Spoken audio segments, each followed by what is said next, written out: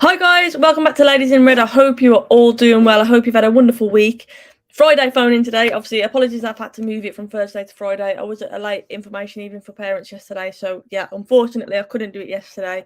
But I'm buzzing to get to hear your thoughts. And like I always say, this is for all fans, not just United fans. This is for everybody to get involved. So please do hit that link in the chat to come and get involved and share your views. I've already got one person waiting and I'm going to get straight into it in a second. Bonus, big up to everybody. I want to quickly breeze through the people in the chat. So hello to Steve. Hello to Connor. Hello to the Red Devil. Big up to yourself. Abdullah says, big up this channel. Smash the like. Thank you so much. I appreciate it. Big up to Star-Lord. And for Star-Lord and Acid, I haven't forgotten about the whole mod conversation that we had last week. I just need your exact URL or YouTube username so I can obviously get you guys in as mods. So just let me know that, obviously, on Twitter or whatnot, and I'll add you guys in. I haven't forgotten about it. But I'm going to get straight into it. This is going to be an hour-long show. I have got a dash at 7 o'clock, so I'm going to get as many people in as I can. And yeah, like I say, I've already got a few people waiting there, which is great to see. But firstly, I've got Curlers. Curlers, how are you doing? Absolutely fantastic. I have to admit, I'm still buzzing. Still buzzing. Still buzzing. Yeah, I've seen a lot of negativity after that game the other day. It did feel a bit like a loss. Yep, the amount of hate for David De Gea just sickened me. I just switched it off. I mean, it took a world-class save to beat him. And he made he made a few saves. Yeah. He made two world-class saves to keep us in it. He did, and I think those kind of get forgotten about, don't they? I think what the frustrating thing for me was that second half. Obviously, first half, thought we were dominant, controlled the game really, really well. Palace kind of seemed disheartened, especially after we scored when we did. And I almost felt like they were there for the taking in that second half, and we just didn't really get at them in that second half. We didn't keep the ball well enough. A lot of sloppy giveaways, a lot of sloppy fouls, Casemiro booking, and I felt like that Casemiro booking, it kind of went downhill from there, really. What's your thoughts on Curlers? That was a catalyst. The fight went out of them as soon as he get booked. Yeah. And then the substitutions didn't help. McTominay on as a centre forward just isn't going to cut it. He had Palestre there, could have put him on. All in all, I mean, I'm still, as I say, I am genuinely still buzzing. I told you. Yeah, I told you we would take points. No, I told you we would take points from City, and we did. You're right, you did. I told you we would beat Arsenal. I still think that's on the cards. Yeah, it is. I think with this result against Palace, at the end of it, like we've had 3 tough games close together. If we get 7 points out of 9, I think most of us would say, you know what, considering who we've played, that's not a bad week at all for United, is it? Fantastic week. I mean, if you're an Arsenal fan now, are you sitting there saying to yourself, a point against United is a good result? Yeah. Because if they lose, it causes them more problems. Definitely does. A point basically means they haven't lost. Yeah, you're spot on. I mean, I tweeted it the other day. As soon as Casemiro went off and all the Arsenal fans were celebrating, and I'm thinking, like, that tells you everything you need to know. Like, we shouldn't be too upset by it. Of course, he's a massive loss. There's no doubt about it. You mentioned McTominay coming on and he just conceded so many stupid fouls and whatnot. It was a frustrating one. I do believe we should have had a penalty, and he can't help but think it was kind of evening it out for the weekend. A Stonewall penalty. I mean, he doesn't even touch the ball. He didn't. He full on tripped him over, didn't he? Yep, and the VAR excuse was hilarious that there was no clear or evident. I thought if it's in the box, they have to look at it. No, they did look at it. No, they looked at it, but it was classed as there was no clear evidence that it was a. Yeah, I don't get it. All I can think is they're equaling it out for what happened with the Rashford offside situation. The first chance they got, they stuck it to us. It was a clear penalty that would have put the game out of reach, and we all know it would have. Yeah. And Erik ten Hag said the same thing. But I mean, Erik ten Hag, the post-match interview was quality. But he turned around and he says, "Look, we've beat Arsenal before without Casemiro. We'll just have to do it again." Yeah. Exactly, he's spot on, isn't he? He's spot on. Look, we've still got a very good squad. Casemiro, of course, you know how important he's been and how big of a player he is for us. But let's not disrespect the rest of the squad that we've got. We've got a good squad. Ten Hag is obviously building something here, as I know you've said in the past as well. And I just think we can't be too disheartened. Palace is a tough place to go to. It was an absolute world-class free kick to beat De Gea at the end. We can't take anything away from that. We should have just been more clinical in that second half. We didn't create enough in that second half. We were too sloppy on the ball. Tiredness, I think, has a part to play in it as well. But it's almost like we were trying to just conserve what we had when actually I feel like there was more goals in it for us. Yeah, there was, but Yeah. it was just the play just was poor. They were just off it. You know, the Martial missing, no Ronaldo. Yeah. And What's your thought on Weghorst's obviously first start for us? I mean, I'm not going to judge him too harshly. It's his first minutes in a United shirt. But what's your thoughts on the start he had? I think Ten Hag got it spot on. He's not played with the squad, so he's not gelled. Yeah. It had an impact because he dragged 2 defenders away from him for the goal. People forget that. He took 2 defenders with him to create the space for the goal. All in all, it was an okay debut. Yeah, I thought he had some tidy touches. I thought some of his link-ups were good. He definitely hasn't got any pace, I think that's for sure. We can't play any balls in behind. I think he's very slow. But, I mean, he had that headed in the first half that went just over, and I think that shows you just a snippet of what he'll bring to us, a target in that area. We can definitely provide the service for him. But, yeah, I'm not going to judge him too harshly on that first start, to be honest. Yeah, You mentioned Martial. Yeah. Martial's missed training, hasn't he? Obviously, he wasn't involved. Supposedly injured, so... Yeah. You can't do anything. If he's injured, he's injured. Yeah. If he's in half, fair enough. That'll be him. He'll be finished. But I mean, the only downside of it for the whole game was Anthony. I thought he was just as utterly disgustingly poor. Mm-hmm. He showed more appetite to fight on the pitch with Bruno than he did to actually fight to win the ball. I think with Anthony at the moment, I think we're kind of at that point where he's become a bit predictable. Always wants to cut in on that left. He slows it down a lot by wanting to come in on that left, doesn't he? Defenders know they're just going to direct him obviously on the outside, and it's very rare he'll run around the outside. I'm not writing him off so early into his United career because that's not the way I do. But what I would say is when Garnacho is on, I just feel like he's a lot more direct. He can go either way. He just offers us a lot more at the moment, and that's my point of view. But I'm not writing him off, like I say. I think Anthony still has quality. I think when he does get it onto his left, he's shown that he obviously has an eye for goal, and that is his game. But against good defenders, you just know they're going to show him on the outside. And at the moment, it kind of gives us an imbalance going forward, doesn't it? Because we kind of lack on that right-hand side then. I saw, what I was disgusted with, I'll be honest, is on Twitter, I saw a lot of people slating Rashford. And don't get me wrong, he had a poor game. He was pretty poor. But look at the form Rashford has been in this season. For me, like, every player's entitled to one of those lulls. Like I say, tiredness has to come into it as well. He had a knock at the weekend against City. And I thought the stick that I saw on Twitter and whatnot, I was just thinking this is a bit too negative for my liking, Curtis. As to say, I switched it off because I'm just high as a kite still. I think I told you last week I fancy us for 2 trophies. I still do. My sort of irritation will be, as I've tweeted today, Erik Ten Hag is sitting watching all his rivals buying players. Yeah. And we're buying nothing. Yeah. And it's like I said before, it's like that. Do we sacrifice that? Obviously, then get new owners. He's like short-term pain for long-term gain. And for me, that's what we're doing, isn't it? And but it's always the same thing with the Glazers. It's always next year and then next year. And it doesn't work like that. At some point, you've got to stake a claim. As I say, it's galling. But, I'm still buzzing, as I say, halfway into the season. That's all it is. Yeah, I think we have to be serious about our objectives as well. Our objective is to get top 4.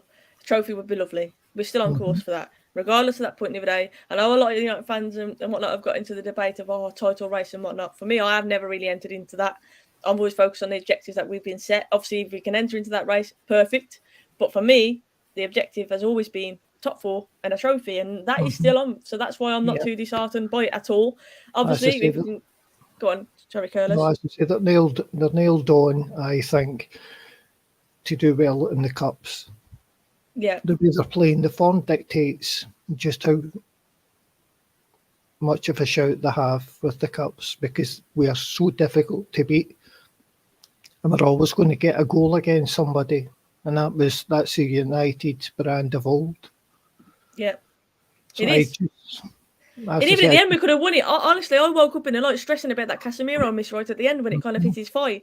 I was literally thinking, when it's just not going for you. It's just sometimes you have days like that. But how that has not gone in at the end?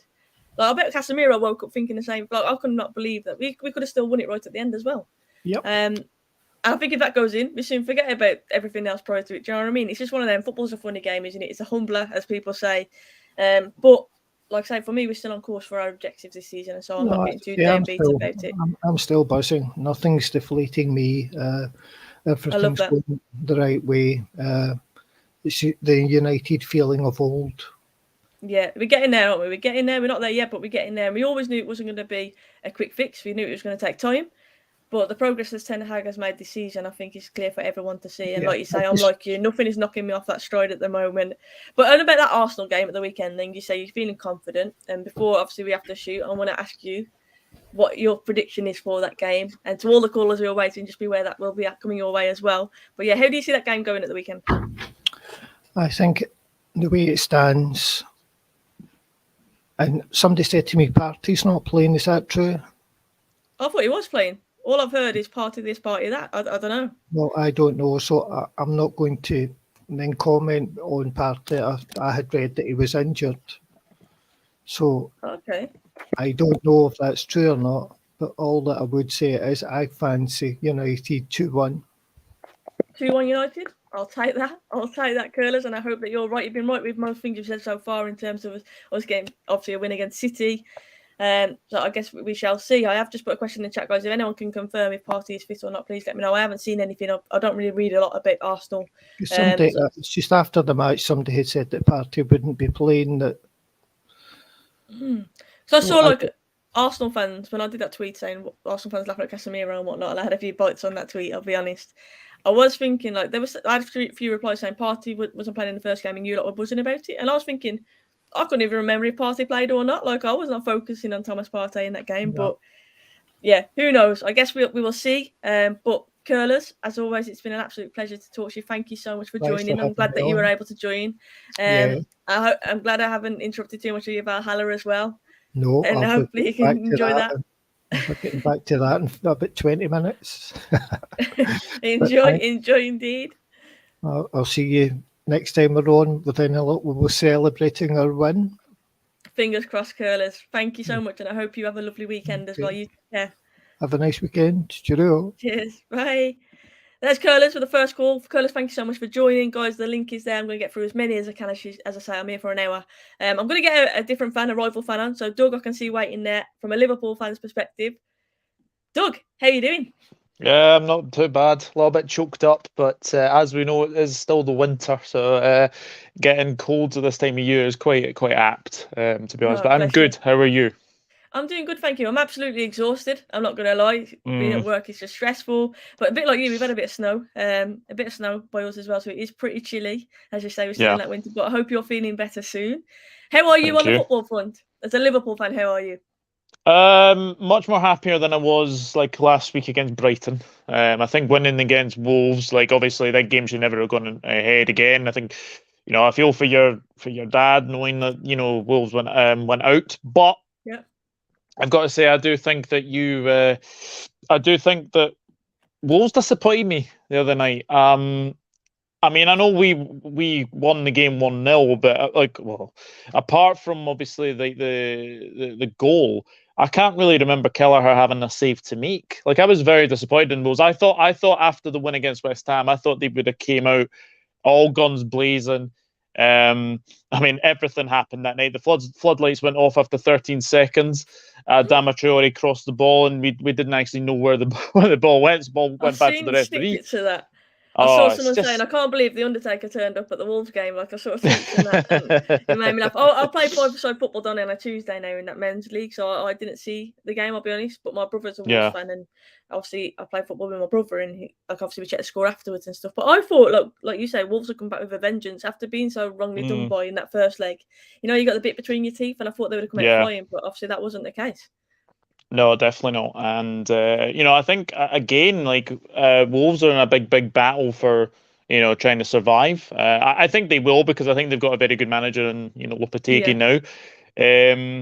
But again, like it's a tough game against City, but they've beaten City before at the Etihad, and City The are no weirdly fair and always all. play well there. Always play Mm-hmm. well there, weirdly. Oh, Yeah. Adama Traore just turns into a different player when he plays against Manchester City. Yeah, he's an absolute. On his day, I always say this about Adama.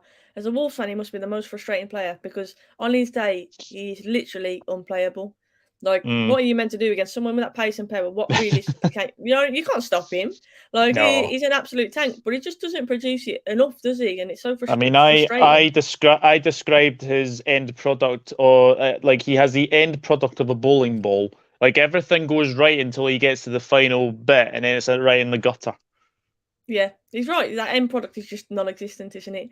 If he could sort that out, he'd be one hell of a player, but it just doesn't happen. But anyway, we're not going to sit here and talk about Wolves all stream because, yeah, we don't really want to talk about the Wanderers. But Liverpool, your season obviously you're through to the next round, which is good for you. That replay wasn't ideal, but Yeah. it's out the way now and it's done. In terms of your league performances, realistically, Doug, hand on heart, where this season do you think you'll finish up? I mean, if you ask me to say that we'd be 9th going into a game against Chelsea, who are 10th, I think you would have been very, very crazy, to say the very, very least. But, both of these sides have really, really struggled this season. I mean, I know people say injuries is a bit of an excuse, but you look at if you look at Chelsea's injuries, someone tweeted me earlier, Chelsea, I think, have about 11, 12, 13 injuries. So you could literally name a whole 11 that is full of injuries. But for us, it's just been very inconsistent. We're losing silly games as well. We've lost to teams like Forest, Leeds United at Anfield, as well. So hopefully that win against Wolves will sort of give us a little bit of a kick up the backside to go and beat Chelsea. It's not going to be an easy game. Liverpool, Chelsea, all 4 games last season were draws. So I think draw would probably be on the cards for this one. Yeah, I think that's not a bad shape, to be fair. I mean, a lot of people obviously jumped on Darwin Núñez is back when he came to Liverpool, and he hasn't really kicked off the start you'd expect. But slowly, would you say he's starting to seem like he's more at home now? Obviously, he's always had the pace. He can always cause problems, but that end product hasn't really been there, has it? Do you feel like it's slowly starting to gel for him now? It's been a frustrating season, obviously, so far. But I do genuinely, and I've said this a few times now, I do genuinely think he'll come good for Liverpool. I think it's one of them where you're in a period of transition and it's a bit of a harsh one to judge him on at the moment. Yeah, I mean, he has had a bit of a struggle this season, but I think it's the dabs into a new league. As well. I think it's only his 3rd season in sort of professional football, because obviously he was at Almeria in the Segunda division, and then obviously went to Benfica, and then obviously the big money move to Liverpool. So he's not been in professional football for a long time. Yeah. But to get 10 goals in all comps, I think is a very, very good return so far this season. I do think the goals will come eventually. But he kind of reminds me a little bit of Timo Werner kind of player. He took a bit of time to get going. Didn't usually get the goals, but he always works hard for the team. And I think you just want a willing worker in your team for sure. Mm-hmm. Yeah, definitely. I want to say big up to Alfie there. I do know who you are. Thank you for tuning in, mate. And Gaz, I appreciate that. Do smash the like, please. Not just for me, but for my guests as well, who are always amazing.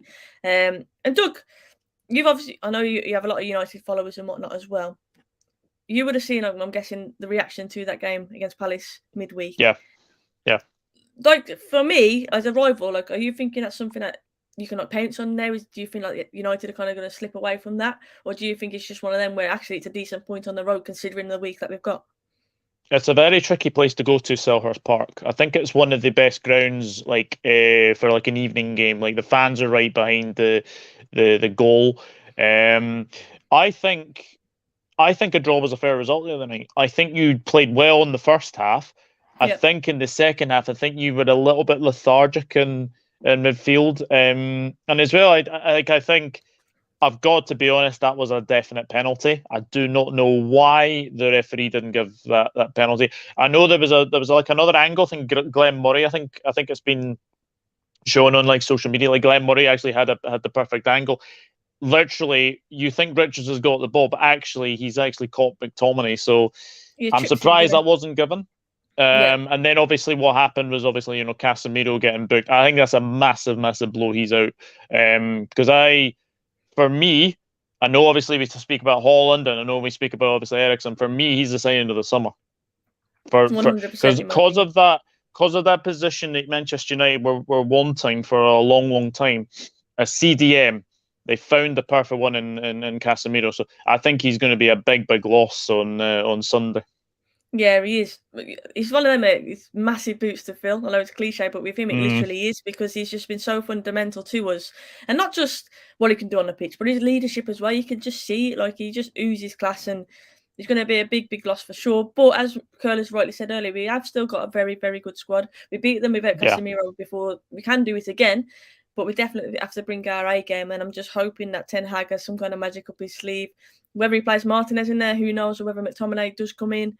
I guess it'll be interesting to see what happens with that one, because Arsenal, even though they're top of the league and whatnot, I think you would still argue that they are beatable. They're not still the complete setup, are they? They've signed Trossard today. I actually think he's a very decent signing. I think it's a lot of money for someone of that age, of course, but he's proven in the Premier League. They were looking for attacking options, and I think it's a decent signing. What's your thoughts on it, Doug? I think it's a very decent signing, especially with the money that Chelsea have paid on. You'll laugh at this one. The Ukrainian H of Steps, because he actually looks like H from Steps. I mean, I think it's very sensible. He's Premier League proven as well. I think he's a very, very good player, Trossard, and I think he'll be the sort of the player to come in if like Martinelli doesn't play, can play across all the front three as well. It's a very sensible signing. I think the problem is Trossard didn't have a very good World Cup. I think it was turning up late to training, etc. So I think now he's away from Brighton. I mean, Brighton have got some very good players anyway. Mitoma is already one of those players that's obviously replaced Trossard. So I think Trossard going to Arsenal is a very, very good move, and it's sensible as well. I think Arsenal need a little bit of experience in that team. Yeah, I agree with that. And I think, like you say, he scored some big goals for Brighton in the Premier League. A lot of time against teams like Arsenal, he was a big player for Brighton, and I do think he has that bit of quality. So I actually think he's a good signing. And Curler said there, he believes that the signings will take him to the title if Arsenal sign smartly as they have done. Yeah, it's interesting. Do you think Arsenal will win the league, Doug? Can you see them seeing it through? I still think City will win it. I still think that this is the time that they sort of get click into gear a little bit. I think as well that Manchester City are playing before Arsenal on Sunday. If City, as you probably expect, they will probably beat Wolves. They will be 2 points behind. Then all the pressure is on Arsenal again to sort of put it back up to 5. That game at the Emirates, and obviously they play in the FA Cup on next Friday as well. But that game at the Emirates is so crucial, because if Arsenal were to win that, then that's a massive, massive hurdle. Like they've already done the Spurs hurdle. They managed to do that. They've still got to go to Anfield. I think they've still got to go to the Etihad as well. I think they've still got to go to St James's Park. Nothing is won in January, February, March. It's all about sort of April, May. That will be when we can probably decide whether they win the league or not. But so far, they've been very, very good. However, you guys are the only team to beat them in the Premier League this season. So I think that will have a bit of a burden on this game as well. I think I would say about that, though, back when we played Arsenal before, obviously they were confident, but now their tails are really up, aren't they? Like they're actually in there. They got the system right. Like they're well drilled. Arteta's obviously doing a great job, and their tails are definitely up. Like, and I do think that adds a different dimension. But our tails are also up. I know we dropped points the other day, but with this team, like I say, we still could have won it right at the end as well. Like we do not stop pushing, I do feel like we've got a bit more resilience about us as well. So I do think it sets us up for a really interesting game at the weekend. Just to let people know, I am on Talk TV just after it as well, which is like the platform that Piers Morgan obviously is known to be on, and Jeremy Kyle and whatnot. So I'm on there on Sunday evening, and on Sunday morning just before I will be on 5 Live as well, just give him my thoughts. So I'll put those tweets out if you want to listen. But yeah, a lot of content around this game, because like I say, this game is literally on a knife edge, isn't it? Like it could go either way, and I think it's going to be a really, really interesting one. But Doug, thank you so much for joining us. What's your Pleasure. prediction for United Arsenal then, just before you go? Do you know what? I actually think a draw would be a very good result for Manchester United. I'm going 2-2. 2-2. I would take a draw, to be fair. I would take a draw. Obviously, a win would be lovely. For me, it's just do not lose. Do not lose. Do not give them any bragging rights. Do not lose, yeah. But yeah, I'm looking forward to it. But Doug, thank you so much for joining me. I'm sure we'll be in contact as well on WhatsApp. But you take care. Have a good rest of your evening, mate. No worries. Thank you very much. Thank you very much for having me. And yeah, hit the like button, hit the subscribe button as well. Thank you, Doug. Appreciate it. Make sure you subscribe to Doug's channel as well. The Dugout, it is there. Go and check out his content as well. Regular content around Liverpool. I would definitely recommend it. Thank you, Doug. Appreciate it. No. Oh, bless. I didn't mean to cut you off, Doug. I apologise. I've just cut you off. I apologise, Doug. But yeah, guys. So there's a lot to talk about. Obviously, I'm mainly be talking about the Arsenal game at the moment because it is such a big game. But I just want to let people know you don't have to be a United fan to come on this channel. Unless you just saw Doug, a Liverpool fan. Everybody is welcome. Next up, we have Aikavin. Aikavin, how are you doing? How are you doing? How are you doing so far? I'm all right, actually. You all right? Still a bit upset about the 1-1 draw. Obviously, it wasn't a good result considering that we're in a title race, as most of our fans make us out to be. But I genuinely don't think we are in a title race, anyways. But that draw was frustrating in the end. Like we could have easily won that game by far. Yeah. That we had a lot of chances. We didn't take our chances properly. We had obviously Rashford. I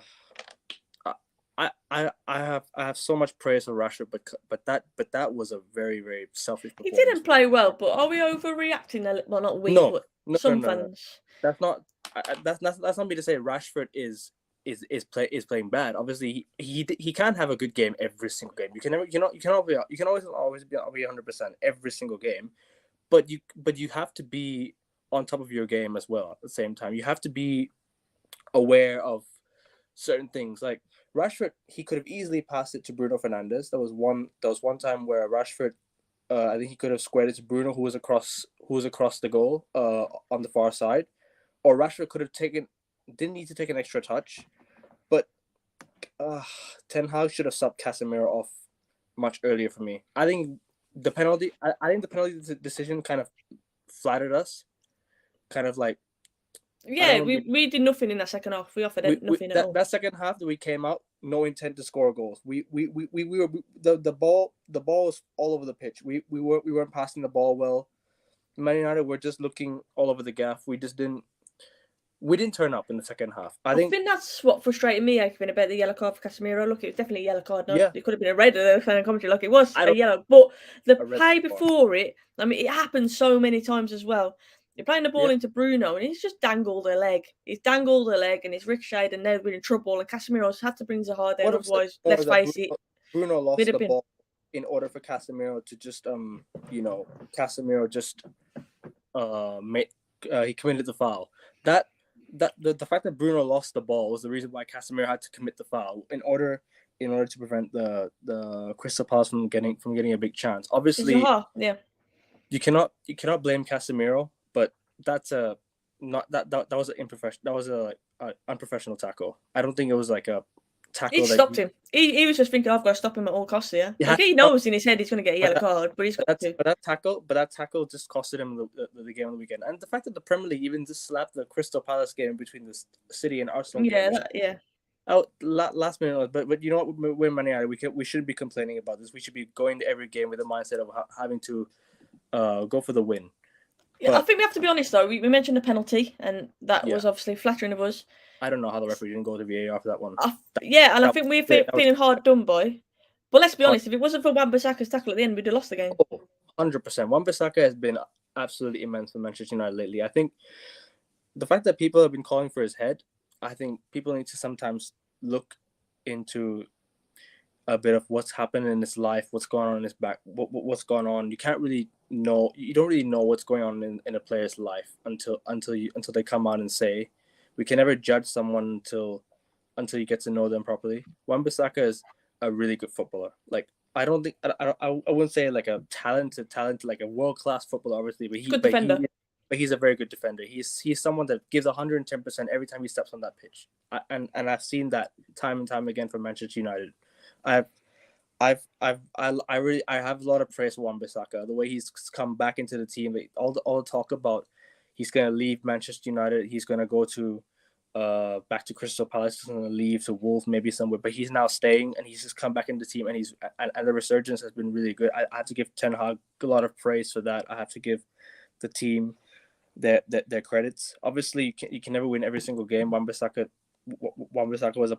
is a part of this team now. Yeah, he was our best player for me. We have to give him the full backing, the full support. Obviously, Wan-Bissaka, yeah, I agree. He was my man of the match as well.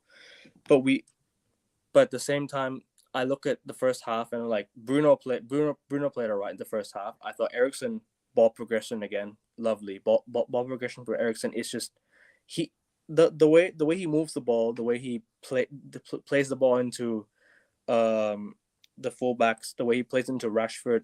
Eriksen has been such a key player for this team, and you know what, I think people were just a bit overreacting to the Manchester derby. I think Eriksen. I've seen a few tweets, maybe a bit about Eriksen saying that he's a little bit sluggish. Eriksen works hard every time he steps on the pitch. Eriksen There's one point where Zaha thinks he's running through, and Eriksen's matched him and got in front and got the ball. Eriksen, literally the reason why this football that we're seeing right now is some of the best we've seen in a long time, because you have this guy that can play the ball, he can spray passes across the park. He's the type of guy that will pick out a pass out of nowhere. You saw the set piece that he took for Rashford. The corner that he took and Rashford just buried it into the top corner against Bournemouth. He's an intelligent player. Sorry? He's a very intelligent player, Eriksen. He seems to find those pockets. And we need these type of players in our team. Someone with experience, someone with a good passing range, someone with quality. Oh yeah, Bruno Fernandes. Yeah. I mean, laughing at that, sorry. Yeah, that like I mentioned before, he lost the ball for the goal, and I mean, what can we say? A drop points, but we have to move on. We cannot dwell on this. We have to keep drop points, but does it show how far we've come? The fact that we're gutted at drawing at Selhurst Park. We're not used to dropping points lately, and that's a good thing. If you were to tell me I would have taken 7 out of 9 points in these 3 games, 100%, because we were to beat City and Arsenal. That would be something else. But to drop points against Crystal Palace, I wouldn't say it's drop points. Obviously, you concede a late goal. Obviously, you concede a late goal, which kind of hurts. But we still had time to score. Obviously, selfishness then kicked in, and then we just didn't take our chances. We missed a big chance at the end. Obviously, with Casemiro. Obviously, I'm not going to blame Casemiro. He's just trying to react. But I was just like stressing, thinking, how close was that? Like, I couldn't believe it. All he had to do was just tap it in, but you know, wasn't it? He's been class for us all season. Like obviously, you say Casemiro, he is Casemiro. He is the reason why this midfield, we're winning every midfield battle in the league right now. Well, when we come up against Manchester City, obviously you saw Casemiro locked up Manchester City. In those 20 minutes, obviously Manchester City came out with a good performance. Second half, we came out slow, but then we obviously pushed on to get the win. The turnaround was immense. I don't want to talk about the offside goal. People can talk about how they want, but I've seen many incidents like that. I think it's a goal. I think it's fairly stood. Obviously, people might call me a Man United fan, but like obviously that's true. I'm gonna be biased, but I think the goal stands because Rashford does not touch the ball. Obviously, he influenced the play, but Akanji didn't stop his run. That's why he didn't play Akanji didn't play to the whistle. Hence why they gave the goal. Yeah. So what's your thoughts then? Obviously, that City one, and like I say, for me, that the McTominay penalty wasn't given because they're equaling out for what happened at the weekend. You can see that blatantly that's what's happened there. This game at the weekend, I'm hoping VAR isn't going to play a major part in it. But like hand on heart, Aikabin, like where are you feeling in terms of your confidence after the Palace game, with Casemiro being out? Can we still beat Arsenal? I am obviously I'm gonna back my team in the end of the day. I think obviously we have to go for it. Obviously like last time we we obviously sat back on the counter, and you have Ericsson playing to playing Rashford, Bruno playing to Rashford, Anthony scoring again at Old Trafford. And so we handed Arsenal's first loss of the season. The last time Arsenal were unbeaten and played Man United, they lost. And so you never know. Man United have turned up in the big games this season, and you know what? We're no one to be taken lightly. Obviously, Arsenal. You could say Arsenal are the favorites because they're top of the league and they're on course and they're not. You could say pole position for the title. I wouldn't say pole position just yet because obviously Manchester City just beat Tottenham, and now City are sort of back in the race. But if Arsenal drop points this weekend, then City are really back in the race. But obviously, Arsenal's game in hand is against them, and that'll be a big test to see. Obviously, where they are to Mikel Arteta, but where we are under Ten Hag right now, and in these first 6 months of his process, I'd say it's been a quick learning process. Yeah. Because these players just show that they wanted to win, that they want to come back, they want to fight, they want to play for the manager, they want to play for the badge, and you saw that against Manchester City, when we scored that equalizing goal, the game switched. The effort that I saw in the second half, the effort that I saw in the first half, Manchester United wanted to win, and that's the clear message now. We want to win. These players want to win. I've seen a lot of times this season where obviously we didn't look comfortable on the ball. We didn't look convincing enough. But in the end of the day, we stuck in. Obviously, and in the end, the team that scores the most goals wins the game, and we obviously score the most goals in these games to.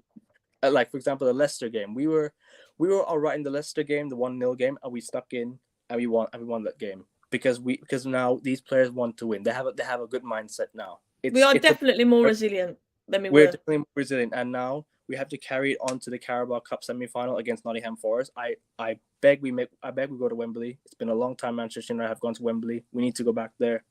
We have to beat Reading in the FA Cup continuously.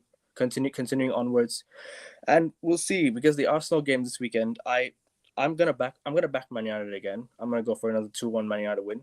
I'm not gonna be surprised if we drop points. I won't be surprised at all because we're playing Arsenal, the best team. I would say they are the best team in the league right now by not by a country mile, but they are one of the best teams in the league. The most consistent team. It's between us and Arsenal, the form team in the league right now. Us and them are the form team in the league. I think this is the most exciting Man United Arsenal match that we have played in I don't know how many years. Like, this is because we used to fight for titles together, but now I don't remember the last time Man United and Arsenal ever fought for something like together in like since probably the Invincibles era, or probably since the Wenger Fergie days. Probably since it's been years, and now this is the most proper Man United Arsenal game I've seen in a long. We're coming into it in a long time, and hopefully, we get the job done. But if we do get a draw, obviously I will be disappointed, but I will take it because, I mean, we just don't want to lose. We just do not want to lose. I'm not the type of person to accept draws that easily, unless there's a point to win the league. But I'm not. But I don't. But if we do get a draw this weekend, we'll see where we are, because Manchester City are now piling on the pressure on Arsenal, and I hope, obviously, if it's not us, I hope they win the league this year. I hope Arsenal win the league this year. I don't want City to win the league. See someone different, but I just can't stand Arsenal. I'll be honest. But it would, I get it. Like, it's been it's 2-horse race for so long now, hasn't it? So the thing is, Man United have won. Man United are the only team to win 3 in a row. Let's not forget, we're the only team to win 3 Premier League titles in a row. And if City do that, they'll be the second team. So let's hope. Yeah. I just don't want City doing it again and again and again, because when City are top, they don't lose that position. They always stay top. And Arsenal have been top all season, so we shall see. This is going to be an exciting title race. But this game on the weekend will tell us where Arsenal are and where we are as well. Because as a football club, as a Man United fan this year, I can't be any happier with the turnaround compared to what happened last season. Obviously, we didn't expect to be where we are right now. Obviously, we didn't expect to be in the top. We even competing, maybe even within single-digit points off the top of the table. But but now the fact that we're there, we have to keep on pushing. We cannot stop here. The grind keeps on going. Obviously, 100%. Yeah, Aikvin, you are spot on there. Positive vibes only. We've got to keep that positivity up. The progress is clear to see for everyone, and let's just hope we can continue that on Sunday against Arsenal. obviously, But you said 2-1. We're going to rain this off Aikvin very quickly because I know we can talk for hours, and I just know that we just could because there's so much to talk about. But to round it off, you said 2-1. Who's scoring? Rashford and I don't think Weghorst will start this weekend. I don't think Weghorst should start. It's a game we have to play fast. We cannot play with Martial's not going to be there though, is he? So and I echo Apparently. what Kurt said about Weghorst. I also spotted that the fact that he brought 2 defenders to the side to allow Bruno to finish that, and the fact that he's there, he's in the right position. I don't blame him for anything on Crystal Palace. I think he played well. His debut, he had a decent debut. Obviously, the Casemiro thing let the team down. So let's hope it doesn't affect us on the weekend.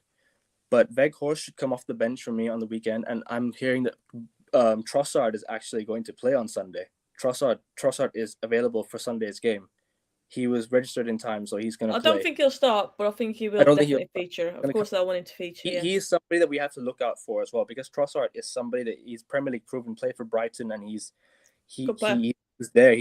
I wish we signed him sometimes. You know what I mean? Like we could have signed him on a loan and then maybe sign him on a free in the summer. That's what we could have done. But you know what? He's gone to Arsenal, quality player.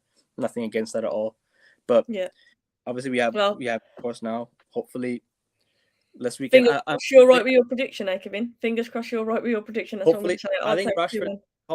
I'll say Rashford 2, Saka 1. Rashford 2, like Saka. It. Rashford 2-1. Back on his scoring streak. I hope so. Hopefully we get the winner. Yeah. Yep. Fingers crossed. Thank you so much. As always, an absolute pleasure. Guys, obviously hit the like on the video for my guest, Aikvin, another amazing guest that I've had on. You have a lovely rest of your evening. Thank you. I appreciate that. And I'll definitely speak to you soon. Stream again, sorry? When is your next What's that, sorry? When is your next ECL? Oh, yeah, guys. Apologies for that. Obviously, because I was ill, I had to move it. And then, like I said, I just haven't had a chance to fit it in this week. So I'm doing one on Saturday night and one on Sunday night. So this weekend, you've got 2. The Sunday one may have to move because I've just been contacted about the Now TV thing. But I'll put it out Sunday before or after the United game. We after the Arsenal game or before the United game? Probably before because of the Now TV thing, yeah. But I'll put it out anyway, and obviously I'm live on Saturday night, so I can inform you then. Hopefully, I'll see you there. The Arsenal game. Hopefully, I'll be there as well for the preview. Amazing. Thank you. Thank you so much. You take care. Take care. Bye. There's us, obviously Aikvin, another superb guest. Like I said, we could talk for hours. We're going to roll straight into the next one because I don't want to keep people waiting too long. I've got Show up next. Show, how are you doing? Hey, Sav, how you doing? I'm doing good, thank you. I'm doing good. Better for talking to you, like, it's like therapy, honestly, because I was like down a bit after the Palace game, just disheartened. And I'm talking to people. I'm like, you know what? We got Arsenal. Come on, we can do this. We can do this. So yeah, I'm a bit better. But yeah, what do you want to talk about tonight? No, you know what? I wasn't too down after the Palace game. I know it sounds weird, but like, I think what it is that the expectations have gone a bit maybe too unrealistic in recent weeks, just because of all the amount of wins. And I think a lot of people didn't consider the fact that was only our second away game since the resumption. We played a lot of games at home. Only Wolves we played away, and even that was tough for us. Like, we kind of scraped that, really. Yeah. So all our good wins have been coming at home recently, and against teams that we'd consider teams that would beat, City aside, right? So I think Palace away was always going to be tough, and especially straight after the City game, it's always hard. Like, when you have a big game, there's always a calm down afterwards. And especially with the lack of squad depth we had, like, I'm sure Ten Hag, Palace midweek, just played City, you playing Arsenal the weekend, I'm sure he would have loved to have rotated more, but he just doesn't have the options. Like, a lot of people I know criticize Casemiro, either number 1 he started or number 2 he didn't come off. But the drop off from Casemiro to the backup option is just so much. It's massive, isn't it? I mean, there was a stat they pulled up during the Palace game, how many interceptions Casemiro made. It was like 15 or something in the whole game. From a Ferrari, to a Fiat Panda, like in seconds. I mean, realistically in the squad, right? We don't have a like-for-like replacement for Casemiro. We don't. I mean, you could say McTominay was playing there earlier on the season, but his form's kind of dissipated as the season's gone on. And I think we have to be fair to players like McTominay as well. They haven't been getting many minutes because of how good Casemiro's been. So it's hard to be like, oh, right, you're going to start or you're going to come on in this game and you've got to be as good as that. If you're not playing regular games, it's hard, isn't it? Yeah, I guess. I mean, but for me, and I might be being harsh, I think our two worst players since the resumption after the World Cup have been McTominay and Antony. That's me personally. That's just what I think. I remember seeing McTominay when he started against Charlton. I thought it was awful. And that's against Charlton. That's a game you should be dominating that midfield against that kind of team. And he looked really bad. And Antony again is just another one. He splits the fan base so much, doesn't he? Because I think there's a lot of fans who are like, give him time, he'll get better. And then there's fans like me that are like already kind of frustrated with him. Right?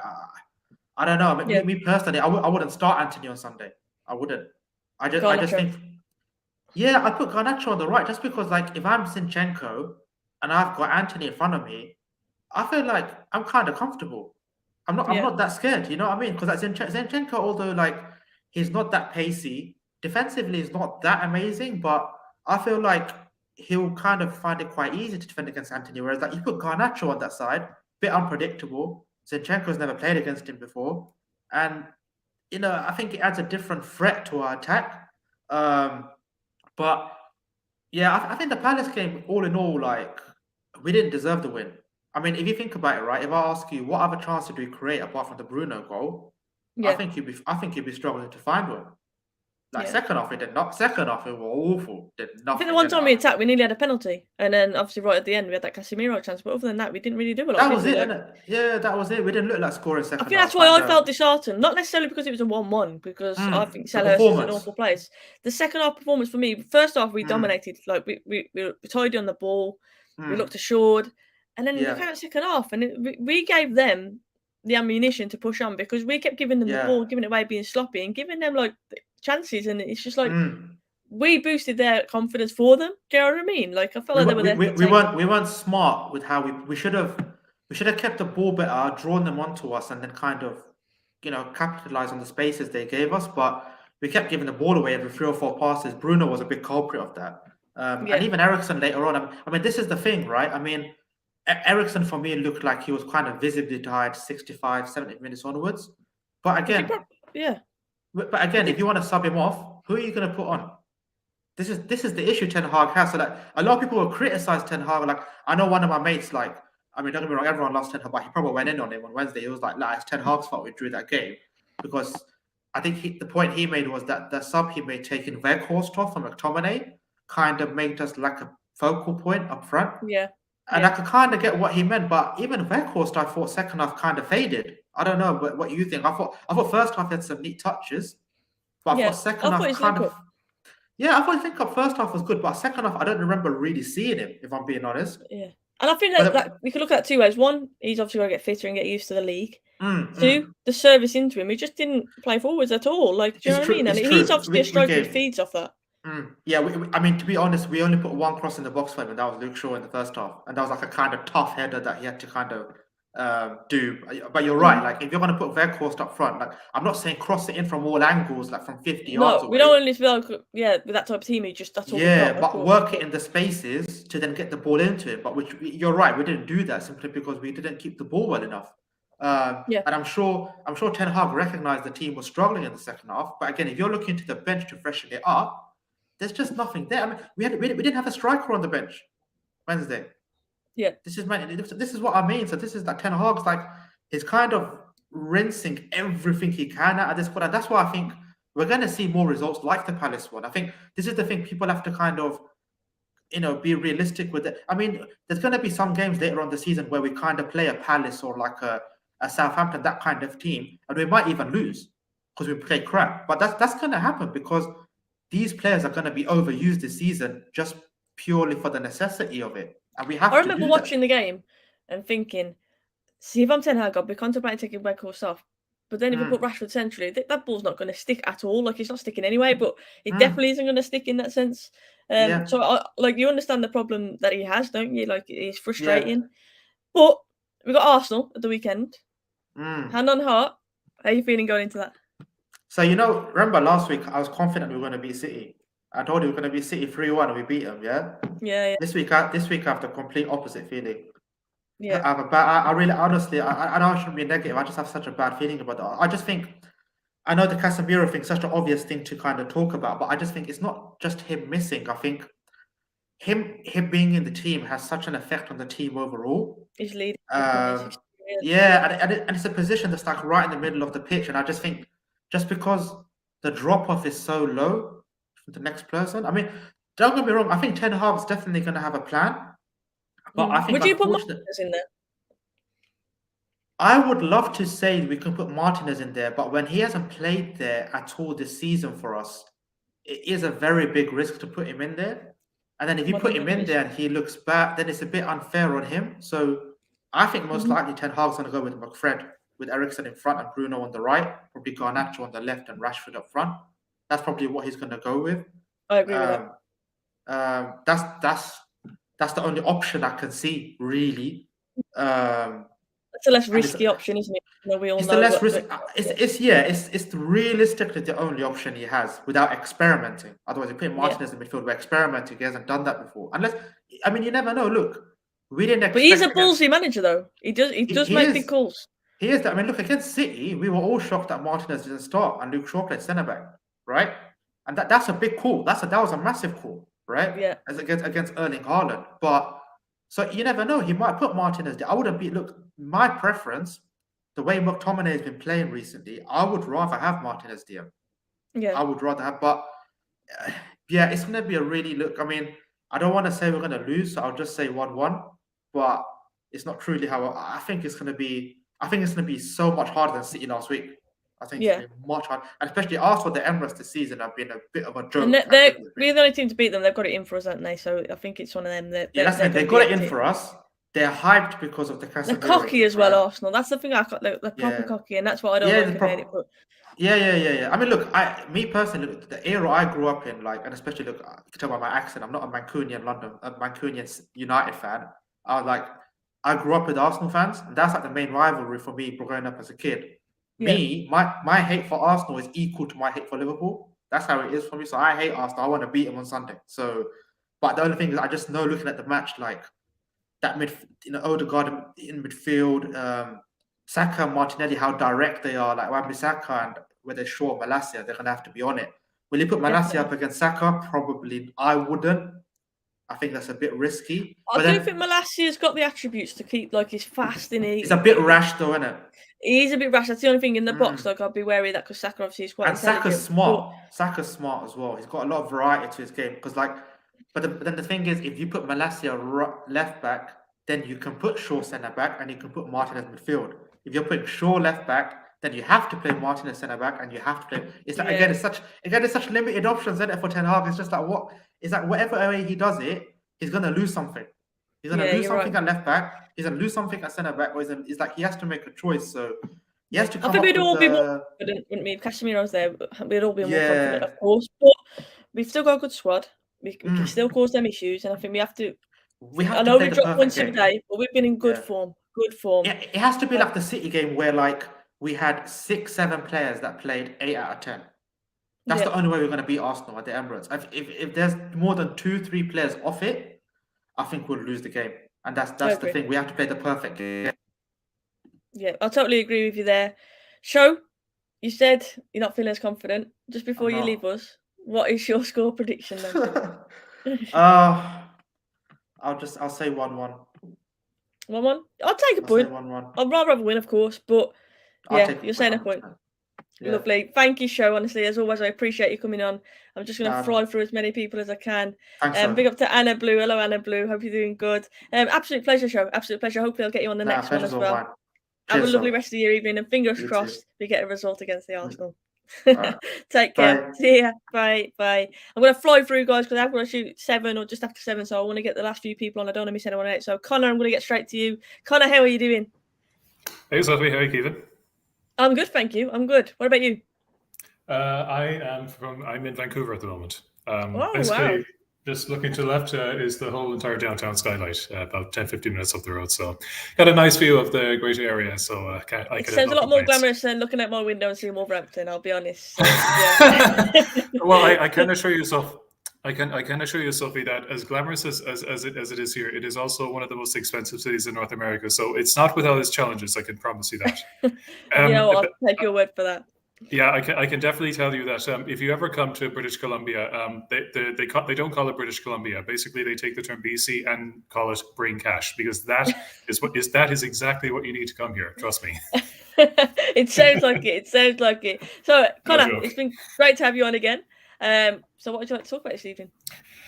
Yeah, so I've been hearing kind of how everyone's been talking about their concerns regarding, the loss of Casemiro, the midfield options and the defensive options. Like, one thing, Sophie, I feel for me is definitely the options up front. Like, yeah, you see, I've had a look at the stats in the Premier League. The thing that concerns me is United currently, even though they're in the top four, which is brilliant, they have the 9th highest number of goals scored with 30 this season. And that to me suggests another problem. That to me suggests a big problem, because definitely I think we've really improved under Ten Hag in terms of the defensive and midfield aspects. We're starting to get more of control in the game, but you're more disciplined, aren't we? Yeah, but the amount of goals that are being scored is a concern. Like, we're scoring goals, plenty of goals against lower opposition, but then you have to look at the Palace game. You have to look, I think, was it the Wolves game that was played before Christmas, where we needed a last-minute goal from Rashford. Like, to me, without question, Sophie, I definitely think United need to go out in the market and sign Harry Kane. I know that it may seem like a bit crazy because, obviously I'm sure the Spurs won't let him go for cheap. They'll want a lot of money for him. But you've seen how Chelsea went and spent 100 million on an unproven kid that has not much experience and is practically very young, and they spent close to 100 million for him. Like, I swear Chelsea have got a full 11 of wingers now, by the way. They do. So I'm not really sure why they felt the need to go out for him in the first place, but obviously I think it was just a matter of possibly preventing him from joining Arsenal, possibly because Arsenal were in the hot seat to sign him before Chelsea stepped in with quite frankly a ridiculous price. I mean, for me, I think Chelsea were being played for saps by Shakhtar Donetsk, and but going back, I definitely think, because let's not forget, regarding Harry Kane, there's got to be some part of him that thinks, I've had enough of this playing for Tottenham Hotspur, because they were 2-0 up. Like a sort of footballer, doesn't he? He stands out so clearly, like how good he is. It's just yeah. He has carried that team for so many seasons now, and especially when they were 2-0 up against Man City, and I know he didn't score anything, but you just felt like if they go 2-0 up, any top team in the world would be well able to hold on to that lead, but they just caused their own downfall with those defensive errors that led to some of the City goals. And it's like, how much more of this can he take? Because he definitely is a guy that is worthy of winning a title, but he's not going to win it at Tottenham, because this is Tottenham. As what was it? As Rory Keane once said, Fergie came into the dressing room and told us, lads, it's Tottenham. And it is so evident by proving that again against Man City. So it's definitely, without question, I think, if I'm not mistaken, his contract finishes in 2024. So, it would be ideal if his contract had finished this year. But I still think, without question, United should break the bank, go out and sign him. Because regarding Rashford, I am aware that Rashford has definitely improved and is on form. Make no mistake about it. But his performance in the Palace game, or as I don't know who it was it Raman or Agvin, I think it was, who was on just now, like, they talked about how selfish he was, and I watched the highlights, and yeah, he demonstrated aspects of selfishness, and I really think this is the sort of thing where you need a striker who know exactly that it's not just him up front, that he's got supporting players behind him that can assist him if he ever needs any help, so that he doesn't need to keep going at all for himself and take all the glory. Kane, for me, definitely is the perfect epitome of doing all of those things. And I definitely think, without question, if United go and sign him in the summer, I definitely think you'll see plenty more goals than them. Not that I'm doubting Rashford's ability, but I also think at the same time, when you compare him to Harry Kane, there's only going to be one winner. It's more complete. It's a more complete striker for sure, isn't he? In terms of looking for an ideal striker, he's definitely more complete in that sense. I've got to fly through, so I do want to quickly discuss the Arsenal game. Firstly, how are you feeling about it? And secondly, what's your score prediction? I think in terms of the Arsenal game, I like Raman and Ekman. I'm just not very confident because definitely Casemiro is a big loss, and touching on the striking options up front, because Rashford is playing pretty much up there. I'm sure. I think he'll definitely score a goal, but I wouldn't be confident about United nicking a win there. I'd say probably a 1-1 draw is probably what I go for. I'll actually take that because definitely I think Arsenal are on a high this season, but so United. So I certainly won't go in thinking we'll lose, but I definitely wouldn't think we'll go in winning. I think a draw probably would probably be the most likely result, and I'll happily take that every day of the week. Yeah, with the player we got out, Casemiro, I think it's a big loss. I think we'd take that win, me. And also that means that Arsenal cannot be cocky and brag because we're the only team to take points off them. I think it was Egvin who was on earlier said he would happily see Arsenal win the league, and I was listening and I just shook my head because I wouldn't happily. No way in hell will I ever see a team like Arsenal win the league again because growing up they were my most hated team growing up. I couldn't stand them. Even out to this day, because now that things have started to go up on both sides, it's now become more evident that I cannot imagine Arsenal, especially some of those smug and deluded Arsenal fans, winning the league again. I couldn't imagine that. No way in hell. I'll happily watch City win it again. Hopefully we can prevent that from happening. That'd be nice, wouldn't it? Wouldn't it be perfect? Just like we ended, their unbeaten record. That was such a sweet moment for me. Yeah, fingers crossed we could do that again on Sunday. But thank you so much for joining me, Connor. Hopefully we can have a longer chat next time. Apologies, I have to breeze through the last few, but honestly, wishing you all the best. Fingers crossed we have a positive one at the weekend. Anyway, you have a good one and look after yourself. All right. You too, Sophie. Take care of yourself. Take care. Bye. And we've got I hope I say this right. The Manjakushina up next. Hello, how are you doing? Hello, Sophie. Good afternoon or good evening for you. Yeah, it's good evening. Where about are you based? I am in the North America sector. Oh, okay. Part of the country. So okay, so it's evening for me. Afternoon for you. Yes. As you can see, there's still daylight over here. So yeah, what would you like to talk about this evening? Loving the Mask, by the way. Oh, thank you. It is something that we do. It's a little bit of a character. It's a lot of fun. But so I wanted to talk about a couple of things. As I mentioned, it's not Encanto. We need to talk about Bruno. What would you like to say about Bruno? Go on. The stage is yours. I think that, and this is going to sound a bit mad, but he did not play good. It was not very good. He had a good goal, but he kept on giving the ball away. Because he gave the ball away, unfortunately, we are missing Casemiro. Now, it is a good thing, though. You're going to say, why is it a good thing? The good thing that we had a bad and terrible game against Palace is because now Erik ten Hag is going to say, you're going to drill and you're going to work. And I expect, because we had a bad performance against Palace, that we will play good against Arsenal. I hope so. I hope we bounce back because we need a bounce back against Arsenal. We can't play like that, especially that second half, can we? Because we will be punished. So Ten Hag didn't look happy at the end, shaking his head. I'm just hoping that we use that as ammunition against Arsenal, really. And he said it, didn't he? He said we won before without Casemiro. Hopefully we can do it again. And I think that's our mindset going into it. We prove we can, but we do need to turn up to do that. And players like Bruno will definitely have to bring their A game, won't they?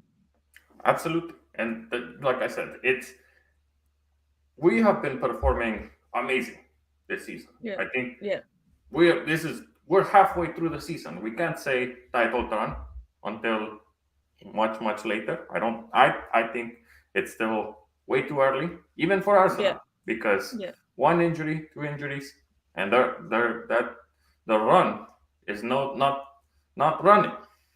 The run becomes more of a walk. But that's really just all I wanted to say. I know you have a lot of callers, and so honestly, I appreciate you joining. You are always welcome. Before you do go, you know what I'm going to ask? I'm going to ask what your score prediction is for that Arsenal game. So hand on heart, in all seriousness, what do you expect? I expect it to be a 1-goal difference. I think it will be a very tight game, and I will go 2-1 United. Yeah, I was hoping, I was clinking on there. I was thinking, I hope he says United. You did. I hope you're all right. I hope you're all right. And thank you so much for joining me. Hopefully, we'll get you on again soon at some point. I'd love to hear more of your views. Absolutely. Thank you so much. Thank you so much. Thank you so much. Have a lovely rest of your afternoon there and a great weekend. And hopefully, United could top it off with that win at the end. You too. Take care. Take care. Bye. And then last but not least, we have got Acid. Acid going to fly to you very, very quickly. And yeah, guys, please do hit the likes for all of the guests that I've had on. The guests have been absolutely fantastic. It's nice to have some fresh faces on today as well. And Acid, how are you doing? Not bad. You? I'm not bad, thank you. It's Friday, so I've got a smile on my face. Yeah, I mean, we've spoke about quite a lot this evening. What is it that you wanted to touch on this tonight? So, I've got to say, it was wrong in regards to City. I thought they were fantastic. I didn't expect that. As you know, I was very forthright in saying I think they'd bottle it. Yeah. Hello. Palace, on the other hand, that was a different kettle of fish. I thought it was shocking. I thought the first half was decent. Second half, shocking. Multitasking there, Acid. Multitasking. So Arsenal obviously the weekend. Do you think we can bounce back from that second half at Palace? Do you think that we still need to take confidence from the City win, the fact that we are in good form? Like, do you still take confidence from that? Yes and no. I think Eric will have definitely given them a dressing down. I think in the training ground and after the match, I think he'll be absolutely furious and tell the players it's not acceptable. You know, I understand they're tired. I know they played a lot of football, but that's not what you do. You don't just throw in the towel.